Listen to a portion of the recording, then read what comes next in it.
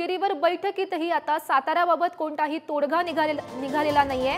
राष्ट्रवादी आता सातारा सोडणार नाही, बैठकीत निर्णय झाल्याचं सध्या समोर येत आहे। आणि अजित पवारांची राष्ट्रवादी 7 जागांसाठी सध्या आग्रही दिसते। शिरूर, रायगड, बारामती, धाराशिव, परभणी, सातारा आणि गडचिरोलीसाठी आग्रही आहे। या संदर्भात माहिती देत आहेत आमचे प्रतिनिधी अजय माने सध्या आपल्या सोबत आहेत। अजय, देवगिरीवरची बैठक संपलेली दिसते आणि साताऱ्याबाबत अजूनही कोणताही तोडगा निघालेला दिसत नाहीये।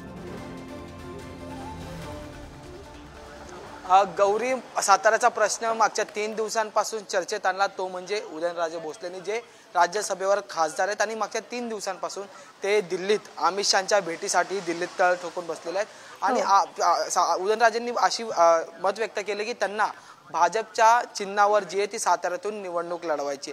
पण आज जी राष्ट्रवादीची बैठक अजित पवार यांच्या निवासस्थानी म्हणजे देवगिरी या बंगल्यावर पार पडली। या बैठकीत असं ठरलं की साताऱ्यावरचा जरी उमेदवार उदयनराजे भोसले असले तरी त्या ठिकाणी दावा जो आहे तो आपलाच पक्ष करेल। म्हणजे उदयनराजे भोसले जे ते ज्यांना जर उमेदवारी दिली तरी चिन्ह आणि पक्ष हा आपलाच असेल, म्हणजे एबी फॉर्म हा राष्ट्रवादी घड्याळ या चिन्हाचाच लागलेला असेल असं मत जे आहे ते वक्तव्य केलेलं आहे। आता त्यात जर पुढे जाऊन पाहिलं तर काल 2.25 तास अजित पवार, एकनाथ शिंदे, देवेंद्र फडणवीस आणि अमित शहा यांची बैठक पार पडली। त्याच्यात वाटाघाटीचा फॉर्म्युला जो आहे तो पार पडलेल्याची माहिती जी ती समोर येताना पाहायला मिळते। पण राष्ट्रवादीकडून ज्या 7 जागा सांगितल्या गेलेल्या त्यात धाराशिव असेल, परभणी असेल, शिरूर, बारामती असेल, गडचिरोली असेल आणि त्याच जोडीला साताऱ्याच्या जागेची मागणी जी आहे ती करण्यात आलेली आहे। आणि राष्ट्रवादीच्या आता जे अजित पवार सोबत बैठकीत नेते उपस्थित होते त्यांनी थेट वक्तव्य केलेले आहे की 7 जागांच्या वरून एकही जागा आपण कमी न घेतली पाहिजे असे मत जे ते वक्तव्य केलेलं आहे। नक्कीच अजय, या सर्व घडामोडींवर असंच लक्ष ठेवून राहा। तुर्तास धन्यवाद दिलेल्या या माहितीसाठी।